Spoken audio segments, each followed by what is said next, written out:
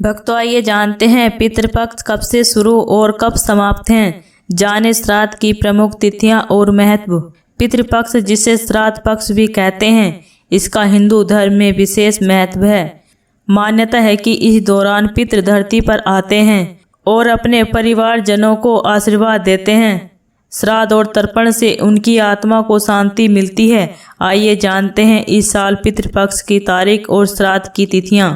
पितृपक्ष जिसे श्राद्ध पक्ष भी कहा जाता है, हिंदू धर्म में इसका विशेष महत्व है। मान्यता है कि इन दिनों पितृ धरती पर अपने परिजनों के पास आते हैं, इसलिए उनके नाम से श्राद्ध तर्पण आदि करने से उनकी आत्मा को शांति मिलती है। साथ ही पितृ प्रसन्न होते हैं और अपने परिवार वालों को आशीर्वाद देते हैं। जो लोग पितरों का श्राद्ध पूरे धर्म कर्म से करते हैं, उनके जीवन में सुख समृद्धि हमेशा बनी रहती है। हर साल पितृपक्ष की शुरुआत भाद्रपद मास की पूर्णिमा से लेकर आश्विन मास की अमावस्या तक रहती है। आइए जानते हैं पितृपक्ष की शुरुआत कब से होगी, साथ ही जाने पितृपक्ष की सभी प्रमुख तिथियां।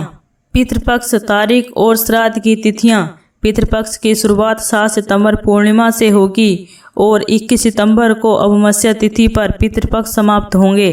पूर्णिमा तिथि का श्राद्ध 7 सितंबर रविवार, प्रतिपदा तिथि का श्राद्ध 8 सितंबर सोमवार, द्वितीया तिथि का श्राद्ध 9 सितंबर मंगलवार, तृतीया तिथि का श्राद्ध और चतुर्थी तिथि का श्राद्ध 10 सितंबर बुधवार, वर्णी तिथि और पंचमी तिथि का श्राद्ध 11 सितंबर गुरुवार, षष्ठी तिथि का श्राद्ध 12 सितंबर शुक्रवार, सप्तमी तिथि का श्राद्ध 13 सितंबर शनिवार, अष्टमी तिथि का श्राद्ध 14 सितंबर रविवार, नवमी तिथि का श्राद्ध 15 सितंबर सोमवार, दसवीं तिथि का श्राद्ध 16 सितंबर मंगलवार, एकादशी तिथि का श्राद्ध 17 सितंबर बुधवार, द्वादशी तिथि का श्राद्ध 18 सितंबर गुरुवार, त्रयोदशी तिथि माघ श्राद्ध 19 सितंबर शुक्रवार, चतुर्दशी तिथि का श्राद्ध 20 सितंबर रविवार, सर्वपितृ अमावस्या का श्राद्ध 21 सितंबर सोमवार।